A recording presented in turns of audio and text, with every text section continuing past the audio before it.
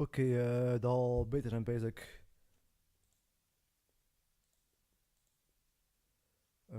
Okay, going live.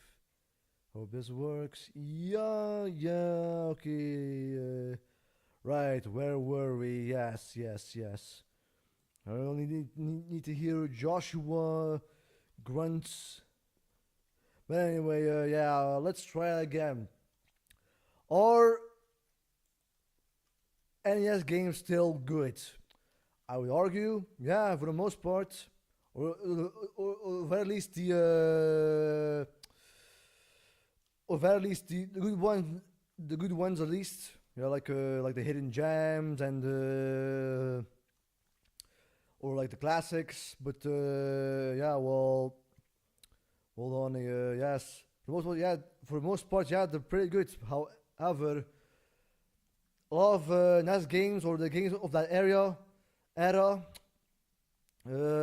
come with sometimes with let's say growing pains. Like there are some things that can turn people off. Like although not that common in NES era, but like limited continues, like or like extra lives, or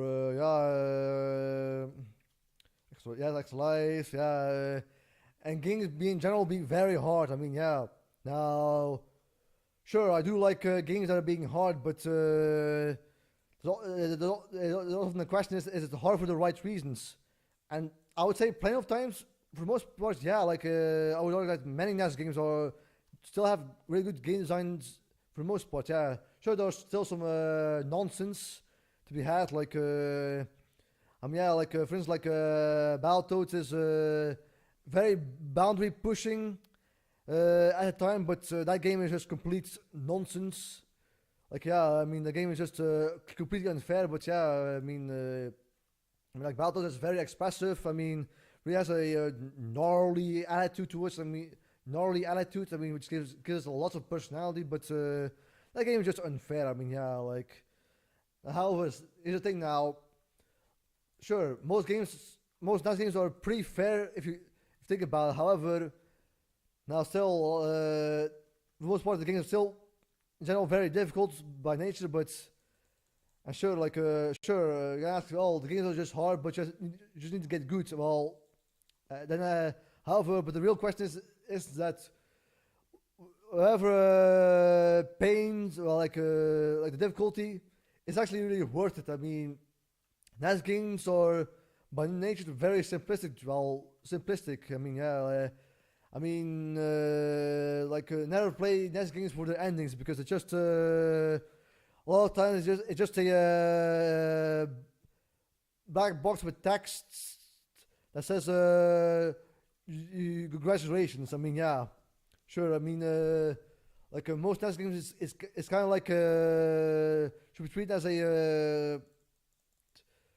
as a I guess like a roller coaster, right? I mean, you're not gonna get a complex story. I mean, you're here for the ride. I mean, you're here for the exhilarating rush that the game gives you. I mean, yeah. However, yeah, that's fine actually. The better NES games are the ones that push the boundaries and are very creative. Push the boundaries of creativity. I mean, yeah, like well, most NES games, although minimalistic, can do show signs of of personality. I mean, the one example I can give you is like Battletoads or like Kirby. Like a lot of characters are very expressive. I mean, or have like memorable locations like Castlevania. I mean, you aren't just a knight who beats wizard or dragon. You're a vampire hunter that uses a whip instead of a sword with iconic sub weapons like the axe, dagger, holy cross. It has more of a gothic feel to it, and it's maybe a little. It's subtle touches that make the classics stand out. Like yeah, I mean, like take Control for instance. Now that game is a classic, although that game is a little too brutal for most people. But I mean, the main characters are very stock Rambo-looking dudes, which makes you not really care for the characters themselves. However, it's more about the memorable levels that what gives Control its personality. Well, regardless of how limited they can show it. Actually, I mean, yeah. Again, like a lot, like NES Hard, sure. Earliest, most things are still fair for the most part. However, but it's actually worth sitting through a difficult game for a game that's so simplistic. I mean, yeah. Again, for the ending just to be you save the princess or you save the world, credits roll, yeah. And what argue that's not really worth to sitting through a difficult game. I mean, if like most like a 2D platformers or like games that are simplistic by nature, you need more than just save the princess or yeah, or like very simplistic. I mean, yeah, you need to have like memorable level design or create level design hack. Maybe having a main character that has lots of personality. I mean, yeah, like heck. I would argue that the main reason why most NES, a lot of NES franchises that came popular at the time, like Castlevania, Contra, yeah, okay, or like Mega Man, they couldn't stick around because like Mega Man, Contra, Castlevania, they were beloved because they were boundary pushing at the time. But you can't just make another 2D Castlevania game where you just defeat Dracula again. I guess if it wants to be the best of that era of now, like yeah, in 2022, maybe if Castlevania wants to stand out or Control, maybe it needs to have like needs to push the boundaries of now, like if you know what I mean, like how maybe actually have a good story or like maybe like level design that will think fond of for many years to come. Like I mean, I'll argue night and day that Castlevania Legacy of Darkness is the game that is the Castlevania game that did try to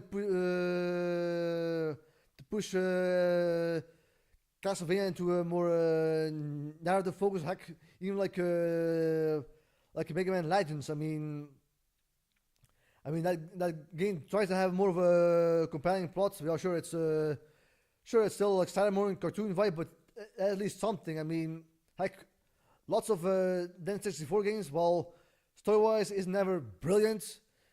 A lot of Nintendo 64 games or PlayStation games have like good atmosphere or personality wise is actually more fully refined. I mean, now I'll take an example of NES versus NES game. Like one of my favorite NES games is Gargoyle's Quest 2, which atmosphere wise it has more of a gothic vibe, or more like a gothic vibe, but yeah, sure it's still personality wise it's pretty rich. How do I zoom in? Yes, I just pushed that button. Again, yeah, it's very macabre. Like, yeah, character speaking somewhat cryptic, like speech. I mean, for instance, like if you buy an extra life, they say don't waste it. Make sure not to waste it too soon, like giving a little to a creepy vibe, but compared to like a Demon's Quest, which is a sequel or like technically a prequel, the atmosphere and character-wise is very more well defined. I mean, if you let's say they make another Gargoyle's Quest game, I mean it has to be more similar to Demon's Quest. instead of Gargoyle's Quest. I mean, yeah, because the Demon's Quest is more personality-wise, it's more defined. Yeah. However, yeah, again, maybe on the next video about arcade heart. Why a lot of arcade games already have like a bad game design because well, due to core munching difficulty. But now stick with NES games before to keep it simple. But like a lot of NES games took the mentality of arcade hard, of the arcade hardness mentality came is somewhat common in a lot of NES games. However, I would actually argue that most NES games have better game design because a lot of NES games games actually can actually master. I mean, you can actually get good at these games. While in arcade games, well, if you die, just use a quarter or a pretend quarter if it's a re-release of an arcade game. But doing so, you can't really master the game, and I fly off the screen. But you can't really master arcade games, if you ask me. There is a, for the most part, yeah. So there is still, well, whatever. I'm gonna stick with NES games. However, a lot of NES games were hard because game companies don't want you to rent the game, which is often not. They purposely do things in order to make the games harder. I mean, the biggest example is like Battletoads. Like, I mean, that game is unfairly difficult in the North American version or European version, but in the Japanese version, it's actually a lot easier apparently. Now, I don't know much how easier. It can still be very, very unfair, but again, well, because the Battletoads is hard, is because well they don't want you to rent the game. Or like there are many tricks that the NES games do to make it harder in order to not to quote unquote not rent. So you quote unquote not rent the game, which is very unfortunate because NES games are very limited by nature. The fact that they purposely do things to hinder the player experience, which is very unfortunate. I mean, because of course always the better NES games is one that push the creativity, that push the boundaries of creativity. That always going to be the better ones. But the fact that they purposely gimp their games in order to hinder the players is, I know, very unfortunate. I mean, it makes me sad. But yeah, hope that they can actually definitely probably hear me and put some gain in order to be more clear. If you can hear me properly. But again, yeah, I mean, the fact that NES games are hard by nature, but do again, because they in general are a lot harder because again, and may a lot of people it might actually be worth it.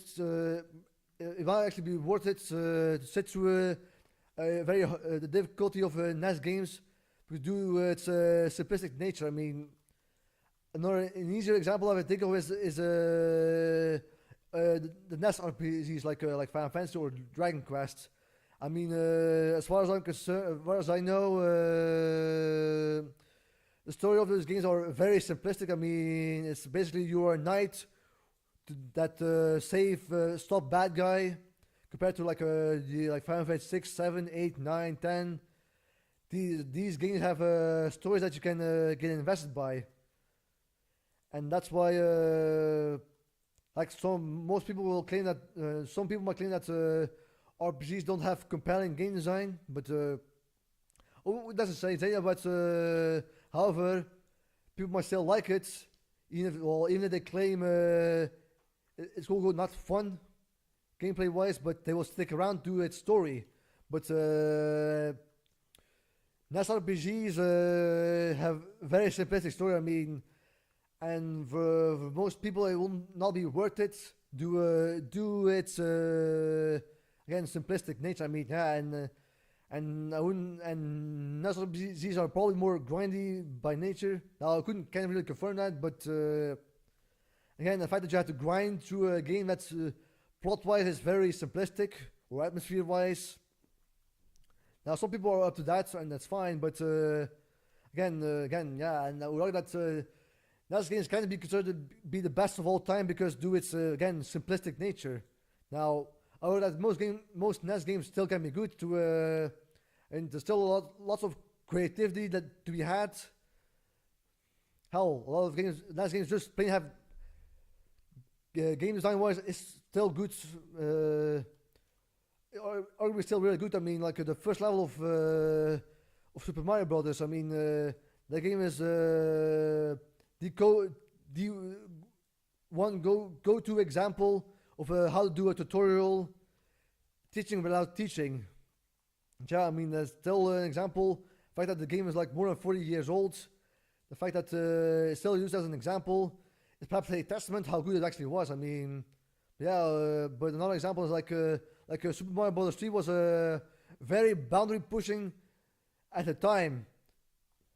Yeah, and that's why it's considered the best Mario best game of that era. However, compared to now to like a Super Mario Brothers, new Super Mario Brothers, sure that game is still very good. However, most people talk down to that game because, well, I guess to its very simplistic nature. I mean, yeah, to its very simplistic story. I mean, story-wise, yeah. However, but New Super Mario Brothers, I guess boundary pushing is not that much different. Hell, it's actually not boundary. It's not actually more complex. I mean, it's still complexity-wise, it's still on par with Super Mario Brothers 3. I mean, yeah. However, Super Mario Brothers 3 is more revered due its well at the time Super Mario Brothers 3 was boundary pushing, but New Super Mario Brothers is not boundary pushing at the time. If you know what I mean, yeah. That's something too simplistic. I mean, because yeah, two platformers have come a long way. I mean, nowadays New Super Mario Brothers is not as remarkable. Even though it's complexity-wise, it's not that much complexer than again Super Mario Bros. 3. But yeah, again, yeah, I think there are things to keep in mind. I mean, yeah, always expect simplicity when it comes to again NES games. Yeah, again, yeah, and sometimes. Some people ask if it's NES games were ever good to begin with. I would also say yes, but I don't think they can be considered the best anymore. Again, due to its simplistic nature. I mean, sometimes I guess there are plenty of NES games that have like are still technically good, but have annoying game design. Like the one that comes to mind is Ninja Gaiden 2. I mean, it controls well. It has memorable set pieces, but there's so many annoying stage gimmicks that really annoys me, like the darkness, like the winds, or etc. Which really makes me not enjoy the game as much as I would like. Even though it's more boundary pushing, yeah, it actually has more gameplay-wise. It technically pushes the boundaries, like more power-ups, more maneuverability, but. I'd probably rather play the first Ninja Gaiden due to its more consistency and the lack of annoying stage hazards like darkness and wind, which I really not enjoy the game that much. Yeah, I'm sure. May not enjoy the game that much, but again, yeah. Heck, now talking about indie games, I mean, yeah, there are plenty of indie games that want to recreate the gameplay retro aesthetics. But if an indie game wants to stand out, I will talk about again. Maybe it needs to have you can't just have a game to be functionally be good. If it wants to stand out, I would recommend that maybe I would recommend to give it actually more personality, like where you even have a good story. I mean, like Iconoclast or a Cave Story. Those games have fantastic stories. I mean, again, yeah. Functionally, it's not that much better than most Metroidvania games, but the fact that it has a story to back it up makes me really, again, makes more worthwhile. It can just be functionally good if you want to be if you want to be worthwhile. I mean, yeah, how me has it doesn't have to be like a serious story. I mean, like maybe you have to give character again to your characters or like atmosphere, or if you want to be the best in indie games that want to be that's very similar to platformers or like NES or SNES games. You need to again be more compelling. You cannot just be functionally be good. Yeah, but I'll end it here. I mean, I hope that's a little bit better. Anyway, bye bye and stay safe.